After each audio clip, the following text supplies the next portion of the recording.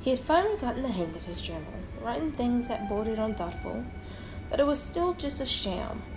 He never wrote what he truly felt, for he knew that his private journal was not private at all, and that Scythe Goddard read every last word, so he wrote only things that Goddard would want to read.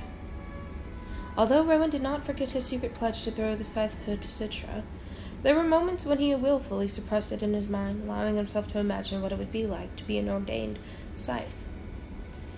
Would he be the type of scythe Faraday was, or would he accept the teachings of Goddard?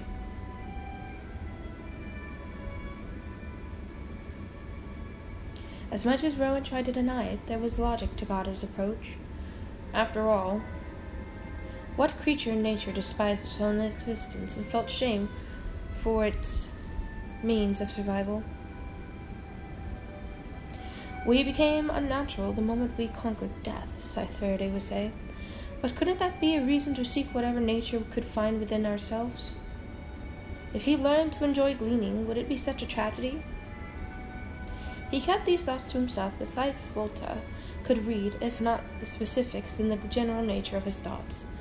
I know you were the first brought on as an apprentice for very different traits than the one Scythe Goddard admires, Volta told him. He sees compassion and forbearance as weakness. But you have traits, others, that are beginning to awaken. You'll be a new order Scythe yet. Of all Goddard's junior scythes, Volta was the most admirable, and the one Rowan most related to. He imagined they might be friends once they were equals.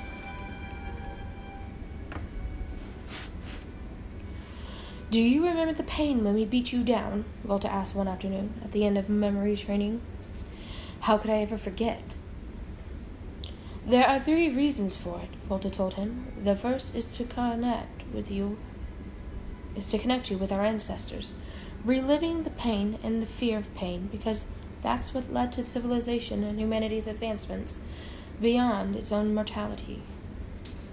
The second is a rite of passage, something sorely missing in our passive world. But the third reason may be the most important. Being made to suffer pain frees us to feel the joy of being human. To Rowan it sounded like more empty platitudes, but Volta wasn't like Goddard that way. He didn't usually speak in lofty, meaningless ideas. I felt plenty of joy in my life without having to be beaten to a pulp, Rowan reminded him. Volta nodded. You felt some, but just a shadow of what it can be. Without the dread of suffering, we can't experience true joy. The best we get is its pleasantness.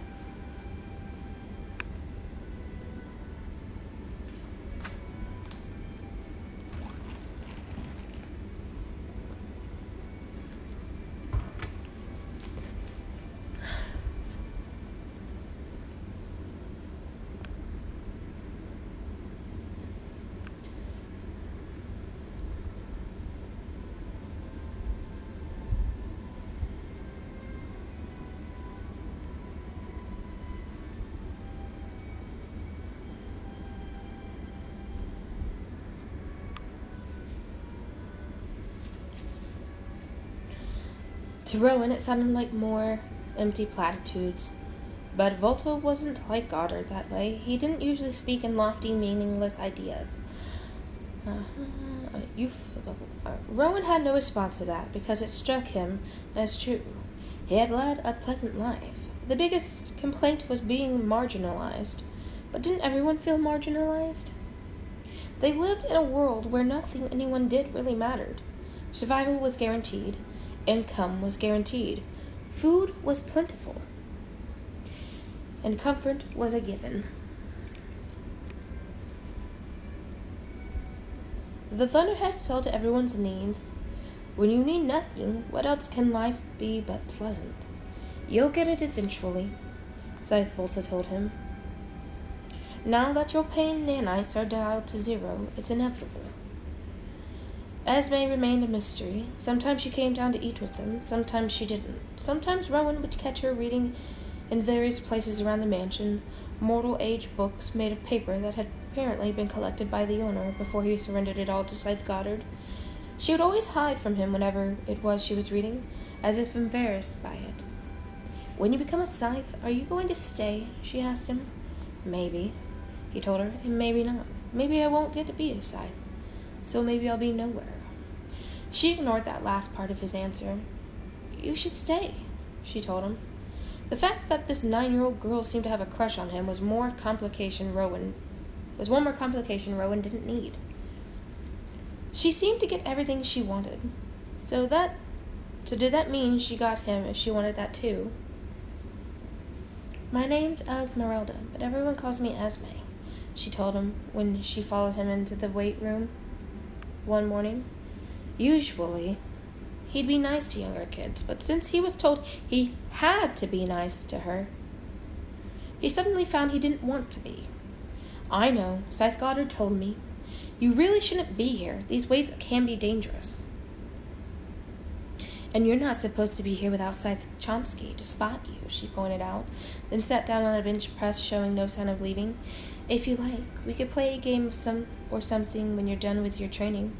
I really don't play games. Not even cards? Not even cards. It must have been boring to be you. Yeah, well, it's not boring anymore.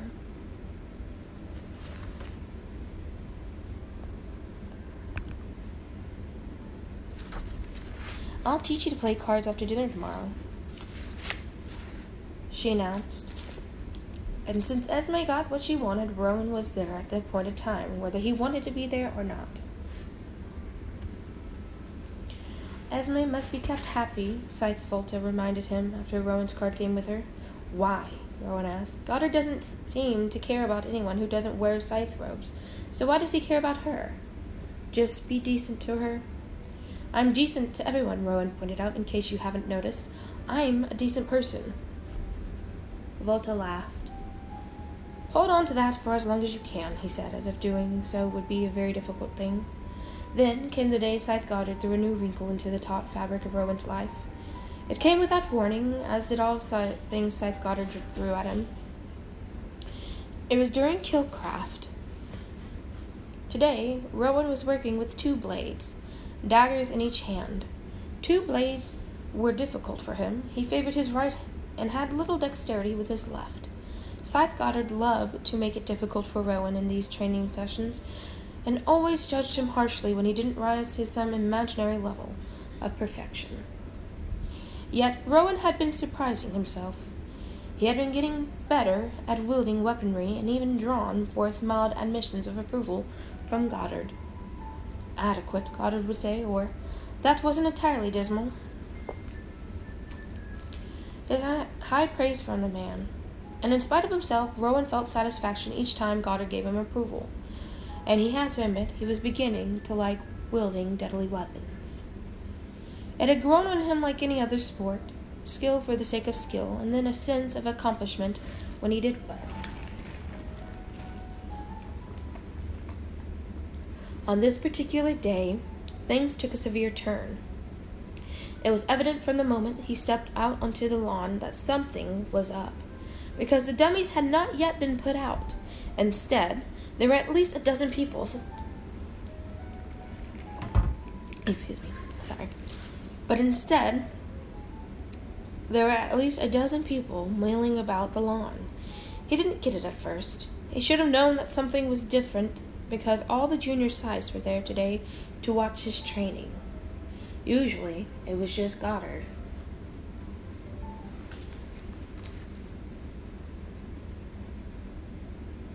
What's going on here? Rowan asked. I can't do my training with people in the way. Tell them to clear out. Scythe Rand laughed at him. You're charmingly dense, she said. This ought to be fun, said Scythe Chomsky, folding his arm, ready to relish what was to come. And then Rowan finally understood. On the lawn, the people weren't milling around. They were standing, evenly spaced. They were waiting for him. There were to be no more dummies. Now his practice would be the real thing. Killcraft would now truly be Killcraft. No, Rowan said, shaking his head. No, I can't do this. Oh, but you will, said Scythe Goddard calmly. But I'm not ordained yet. I can't glean. You won't be gleaning, Scythe said, putting a comforting hand on Rowan's shoulder. There are ambudrones waiting for each of them. As soon as you're done with them, they'll be rushed to the nearest revival center and be good as new in a day or two. But... Rowan found he had no viable argument except to say, "It isn't right." "Listen here," Scythe said, stepping forward. "There are 13 people out on that lawn. Every single one of them is here by choice, and every single one of them is being well paid for the service provided. They all know why they are here. They know what their job is. They are more than happy to do it, and I expect the same from you, so do your job." Rowan pulled his blades and looked at them. Those blades would not be cutting into cotton today, but into flesh.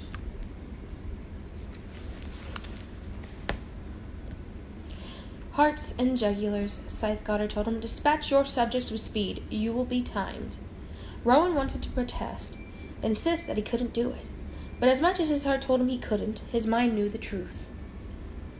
Yes, he could. He had been training for precisely this. All he had to do was dial his conscience down to 0. He knew he was capable of that, and it terrified him.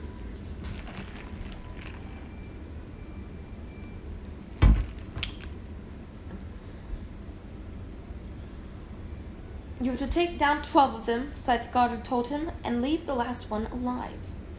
"Why leave the last?" "Because I said so." "Come on. We don't have all day," grumbled Chomsky.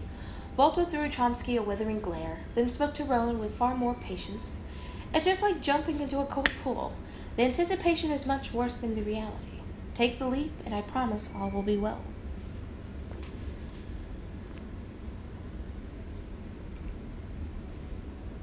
Rowan could leave. He could drop his blades and go into the house. He could prove himself to be a failure here and now, and perhaps not have to endure any more of this. But Volta believed in him, and so did Goddard, even if he wouldn't admit it aloud. For why would Goddard set this challenge before him if he didn't believe Rowan could rise to it? Rowan took a deep breath, gripped his blades tightly in both hands, and with a guttural war cry that drowned the alarms blaring in his soul, he launched himself forward. There were men and there were women. The subjects represented different ages, ethnic mixes, and body types, from muscular to obese to gaunt. He yelled and screamed and grunted with every thrust, slice, and twist. He had trained well. The blades sunk in with perfect precision. Once he began, he found he couldn't stop. Bodies fell, and he was on to the next, and the next. They didn't fight back. They didn't run in fear. They just stood there and took it. They were no different from the dummies. He was covered in blood. It stung his eyes. The smell was thick in his nostrils. Finally, he came to the last one. It was a girl his age, and there was a look on her face of resignation bordering on sorrow.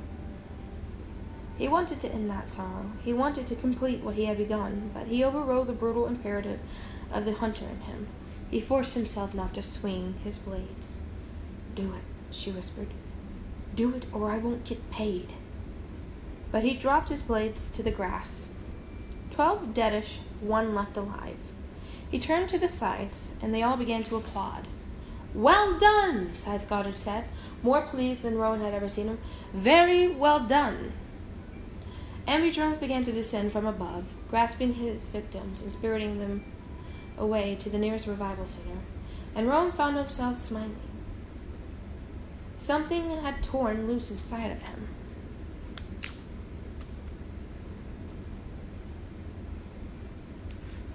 He didn't know whether it was a good thing or not, and while a part of him felt like falling to his knees and hurling up breakfast, another part of him wanted to howl to the moon like a wolf.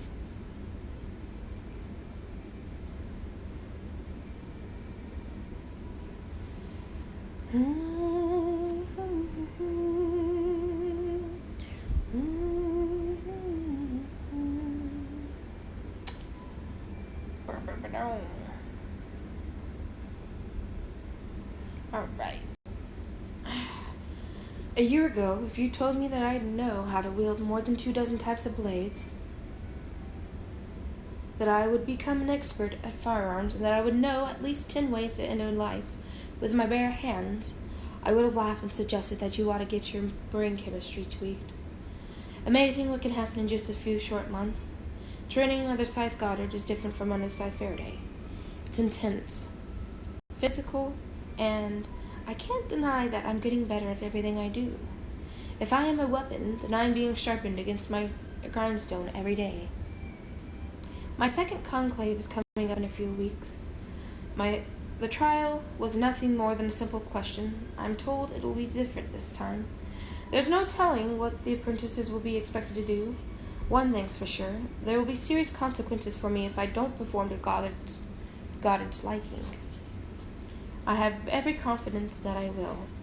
From the Journal of Rowan Damisch, Scythe Apprentice. 25. Proxy of Death.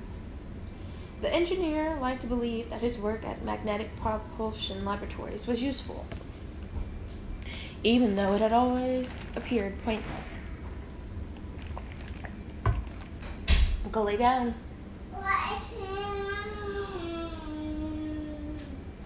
Go, Finn. What is sound, Mommy? It's music. Now go play.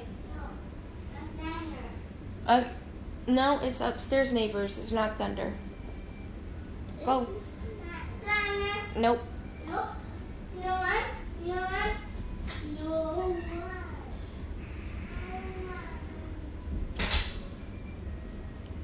Magnetic trains were already moving as efficiently as they could. Applications for private transportation needed little more than tweaking. There was no more new and improved. There was just the trick of different, new styles, and advertisements to convince that stylishness was all the rage. But the basic technology remained exactly the same. In theory, however, there were new uses that were yet to be tapped. Or else why would the Dunderhead put them to work? There were project managers who knew more about the ultimate goal of the work they did, but no one had all the pieces. Still, there was speculation. It had long been believed that a combination of solar wind and magnetic propulsion would be required to move about in space with any efficiency. True, the prospect of space travel had been out of favor for many years, but that didn't mean it would always be. There had once been missions to colonize Mars, to explore Jupiter's moons, and even to launch to the stars beyond. But every mission had ended in utter and disastrous failure.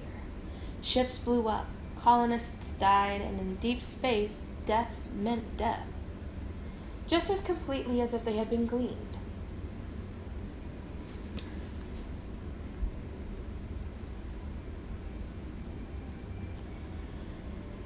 The idea of irrevocable death without the controlled hand of a scythe was too much to bear for a world that had conquered immortality. The public outcry shut down all space exploration. Earth was our sole home and would remain so. Which is why the engineers suspected that Thunderhead moved forward on these projects so carefully and so slowly as to not draw the public's attention. It was by no means underhanded, because the Thunderhead was incapable of underhandedness. It was merely discreet. Wisely discreet. One day, perhaps, the Thunderhead would announce that while everyone was looking the other way, humanity had achieved a sustainable presence beyond the bounds of planet Earth. The engineer looked forward to that day and fully expected he'd live to see it. He had no reason to expect that he wouldn't until the day a team of Scythes laid siege to his research facility. Rowan was awakened at dawn by a towel hurled at his face.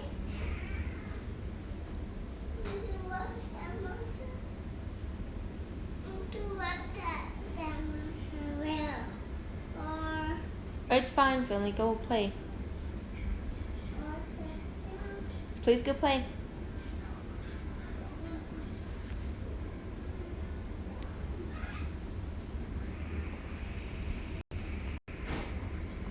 Get up, Sleeping Beauty, Scythe said.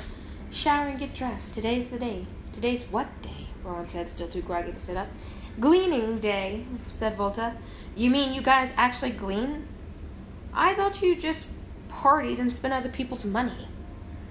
Just get yourself ready, smartass. When Rowan turned off his shower, he heard the chop of a helicopter blades, and when he came out onto the lawn, it was waiting for them. It was no surprise to Rowan that it was painted royal blue and studded with glistening stars. Everything in Scythe Goddard's life was a testament to his ego.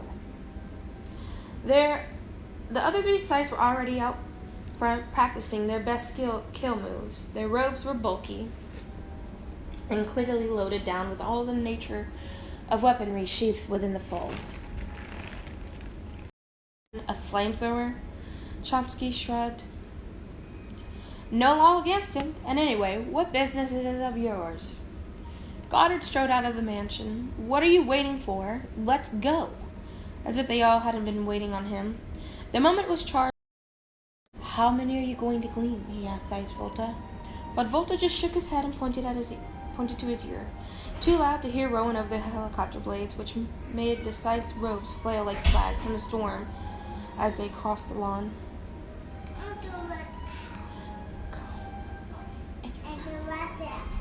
You don't like what? There is no sound, Finley. Just go play in your room, baby. It's just the neighbors upstairs stomping around. Yeah, it's just people stomping. Go play.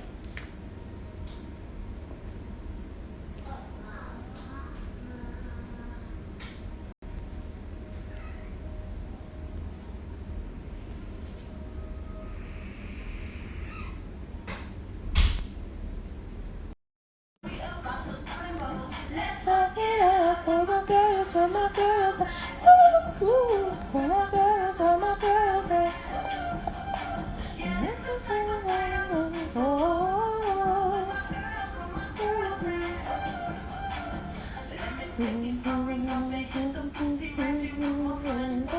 Whoa, whoa, whoa.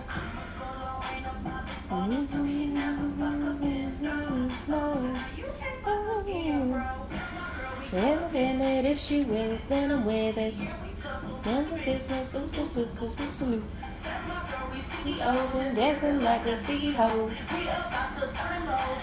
Oh yeah, where my girls at? Ooh, my girls, where my girls